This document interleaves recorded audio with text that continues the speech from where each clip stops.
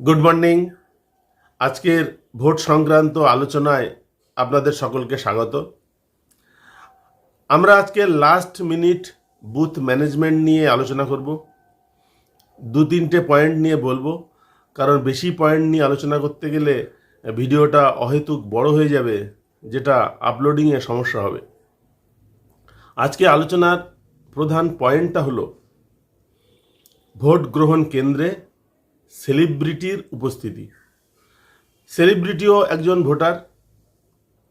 আমাদের বুথে সেলিব্রিটি থাকতে পারেন এবং যদি থাকেন তারা ভোট দিতে অবশ্যই আসতে পারেন এবং আসেন। আমরা মাঝে মাঝে বিভিন্ন জায়গায় দেখতে পাই সেলিব্রিটিরা ভোটদান করেছেন এবং তার ছবিও বিভিন্ন সোশ্যাল মিডিয়ায় বিভিন্ন প্ল্যাটফর্মে ঘুরে বেড়ায়, ভাইরাল হয়। তো আপনার বুথে যদি কোনো একজন সেলিব্রিটি আসেন, কোনো একজন ভিভিআইপি আসেন, তাহলে প্রিসাইডিং অফিসার হিসাবে, পোলিং অফিসার হিসাবে আপনাদের কি দায়িত্ব? প্রথমত, একজন প্রিসাইডিং অফিসারের দায়িত্ব হলো ভোট গ্রহণ কেন্দ্র এবং তার 100 মিটার এরিয়ার মধ্যে শান্তি শৃঙ্খলা বজায় রাখা। প্রিসাইডিং অফিসার হলেন গভীর সমুদ্রের মধ্যে চলমান একটি জাহাজের ক্যাপ্টেন, আর অন্যান্য সমস্ত কর্মচারীরা যা যা করবেন তার দায় কিন্তু প্রিসাইডিং অফিসারের। একজন সেনানায়কের সঠিক নির্দেশ এবং পরামর্শের কারণে কোনো যুদ্ধে সৈন্যরা জয়ী হয়। প্রিসাইডিং অফিসারকে তাই সব দিক থেকে সচেতন থাকতে হবে এবং সমস্ত রকম কাজকর্ম, সমস্ত রকম পরিস্থিতির মোকাবিলা করার দক্ষতা রাখতে হবে। আপনার বুথে যদি সেলিব্রিটি আসেন, কোনো একজন বিখ্যাত সেলিব্রিটি বা ভিভিআইপি, তাহলে সাধারণত সেই সেলিব্রিটিকে ঘিরে মানুষের উন্মাদনা বেড়ে যায়। ভোট গ্রহণ কেন্দ্রে হঠাৎ ভিড় জমে যায়। কিন্তু সেলিব্রিটি সাধারণ মানুষের মতোই সাধারণ ক্ষমতা ভোগ করেন। সাধারণ লোকেরা ভোট গ্রহণ কেন্দ্রে ভোট দিতে গেলে যেমন একটা লাইনে দাঁড়িয়ে থাকেন, সেলিব্রিটির জন্য আলাদা কোনো লাইন নেই, ওই একই লাইনে তাকে দাঁড়াতে হবে। সেলিব্রিটিও সাধারণ মানুষের মতোই তার আই কার্ড, তার পরিচয়পত্র ইত্যাদি নিয়ে ভোট গ্রহণ কেন্দ্রে আসবেন।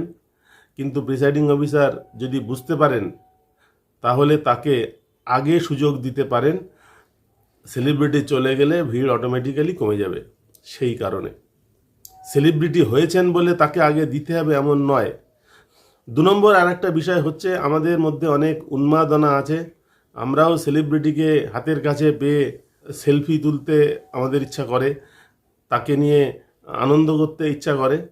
কিন্তু একজন প্রিসাইডিং অফিসার বা পোলিং অফিসারেরা যারা নির্বাচনের কর্মে নিযুক্ত, তারা কিন্তু সেটি করবেন না। আর এবছর তো মোবাইল ফোনের ব্যবহার নিষিদ্ধই করে দেওয়া হয়েছে ভোট গ্রহণ কেন্দ্রের ভিতরে।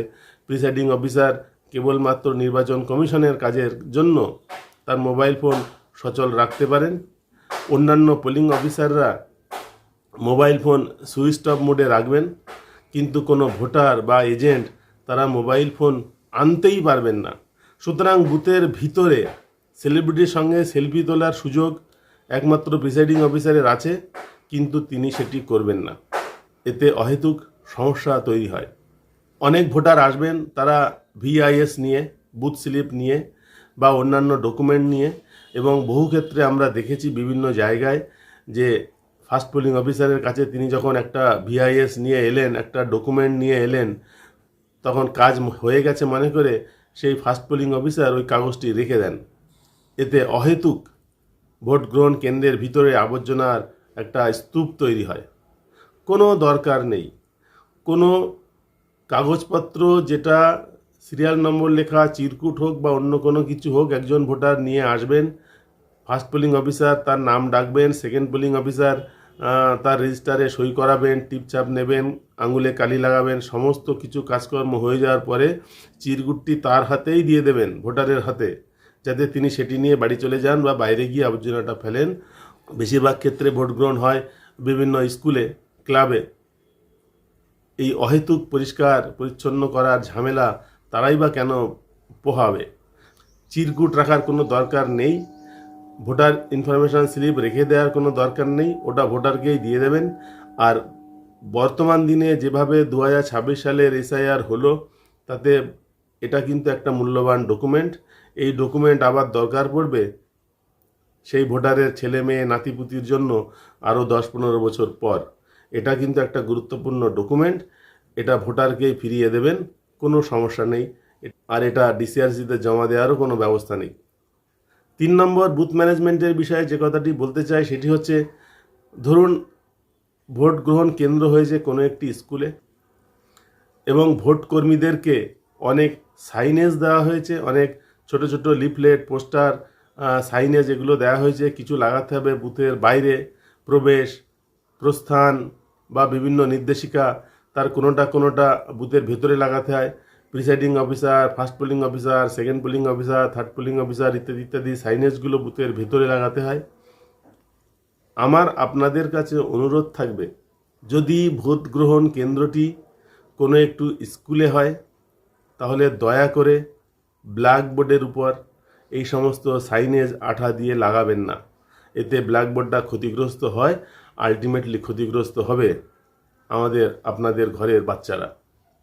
আমি কয়েকটা জায়গায় দেখেছি ভোট নিতে গিয়ে কিংবা পরিদর্শন করতে গিয়ে দেয়ালে কোনো একটা সুন্দর ছবি রয়েছে, সেই ছবির উপরে কেউ একটা স্টিকার লাগিয়ে রেখেছেন।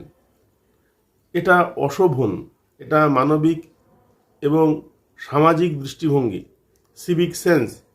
সুতরাং যদি এই সমস্ত স্টিকারগুলো লাগাতেই হয়, আপনারা একটু ওপরে নিচে করে ডাইনে বাঁয়ে সরিয়ে আপনারা লাগান, কোনো সমস্যা নেই। এই অনুরোধটুকু আমার তরফ থেকে আপনাদের কাছে আমি করব। আশা করি আপনারা আপনাদের বুদ্ধি বিবেচনা মতো যেটা করা উচিত সেটা অবশ্যই করবেন। এই আশা রেখে সকলকে নমস্কার জানাচ্ছি, ধন্যবাদ জানাচ্ছি।